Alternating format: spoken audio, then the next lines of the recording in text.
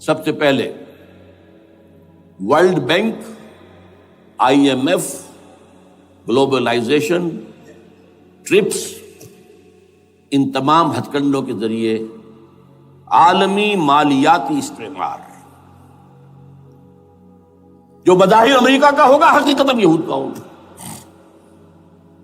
یہودیوں کے نزدیک پوری نوع انسانی حیوانوں کے مانند ہے۔ They are not human beings. They are goyams.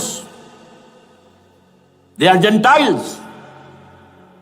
یہ انسانی شکل میں حیوان ہیں، اور جیسے حیوانوں کو ایکسپلائٹ کرنا، استعمال کرنا انسانوں کا حق ہے، گھوڑے کو آپ باندھتے رہے ہیں نا ٹانگے کے آگے، اور بیلوں سے آپ ہل جتواتے رہے ہیں، تو جیسے یہ حق ہے ایسے ہمارا حق ہے پوری دنیا کے جو ہے وسائل ان کو کھینچے۔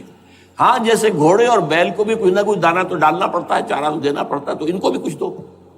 یہ پوری نوع انسانی ورکرز بن کر رہ جائے، حیوان بن جائیں، بالکل شہوت کے غلام بنا دو انہیں، اخلاقی اقدار کا بیڑا غرق کر دو، خاندانی نظام کو تہوبالا کر دو۔ یہ باقاعدہ جو protocols of the elders of the Zion تھے ان سب میں موجود ہے، لکھا ہوا، جو 1897 میں انہوں نے پاس کیا اپنا پروگرام بیسل میں، سوئٹزرلینڈ کا ایک شہر ہے۔ Protocols of the elders of the Zion, ان کو حیوان بنا دو، بس حیوانوں سے کام لیتے رہو۔ ہاں ان کی کمائی کا کچھ حصہ ان کے لیے چھوڑ دو، وہ بھی زندہ رہیں، وہ بھی آخر کام کیسے کریں گے، اور اصل جو ہے ملائی کھینچ دو اپنے اس نظام کے ذریعے سے۔ World bank, I M F, stock exchange, TRIPS, globalisation, اس کے ذریعے سے عالمی مالیاتی استعمار۔ نمبر 2، ایک ہے ان کا ایجنڈا، یہ تو عالمی ہے، دوسرا ایجنڈا کیا ہے؟ وہ لوکل ہے۔ وہ کیا ہے؟ گریٹر اسرائیل کا قیام،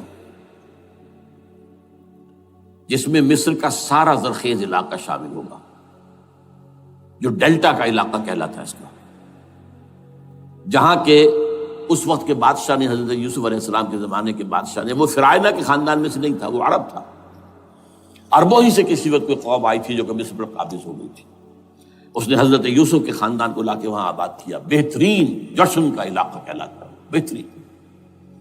وہ کہتے ہیں ہمارا ہے، ہم رہے وہاں پر کئی سو برس تک رہے، عراق ہمارا ہے، وہاں ہمیں قید میں رکھا گیا، نبوکدنضر لے گیا تھا۔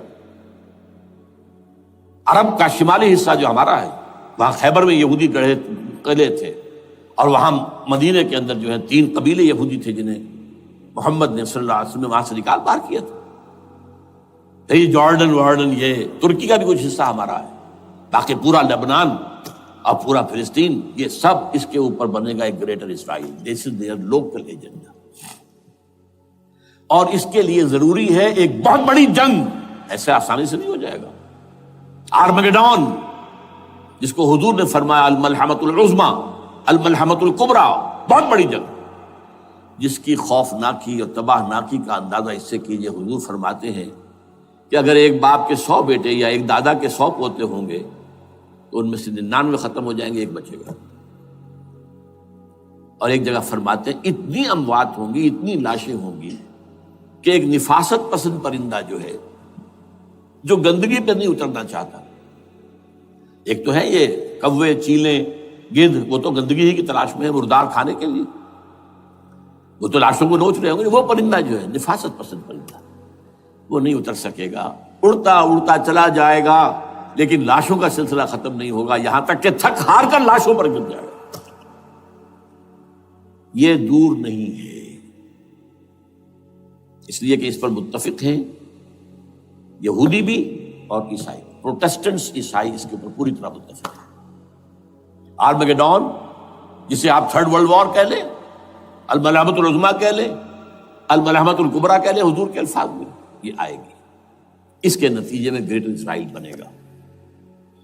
نمبر 3، پھر بنے گا 3rd ٹیمپل، جو ٹائٹس نے گرا دیا تھا 70 میں، سن 70 عیسوی، جسے گرے ہوئے کتنا عرصہ ہو گیا؟ 2008، اندازہ کر لیجئے 1800 کتنے برس ہو چکے۔ وہ دوبارہ بنائیں گے 3rd ٹیمپل، اور اس کے لیے مسجد اقصیٰ کو گرائیں گے، اور ڈوم آف دی راک، قبۃ الصخرہ،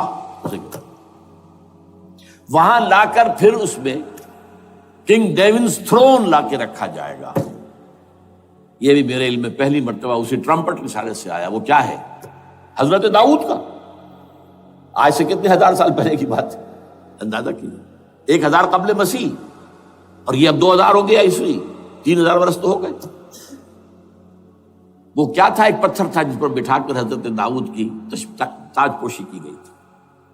پھر اسی پر حضرت سلیمان کی تاج پوشی ہوئی، پھر اسی پر ان کے بادشاہ آتے رہے، تاج پوشی ہوتی گئی. ٹائٹس نے جب گرایا ہے سن 70 عیسوی میں، یروشلم کو برباد کیا، 1,33,000 یہودی ایک دن میں قتل کیے، ایک دن میں. باقی نکال دیا، بھاگ جاؤ یہاں سے. اس کو کہتے ہیں diaspora, that started in 70 AD. یہ منتشر ہو گئے، جس کا جہاز سنگھ سمایا چلا گیا، یورپ میں چلے گئے، شمالی افریقہ میں، مسلمان ملکوں میں، انڈیا میں آ گئے، ایران میں آ گئے، سب جگہ وہاں سے نکال دیے گئے.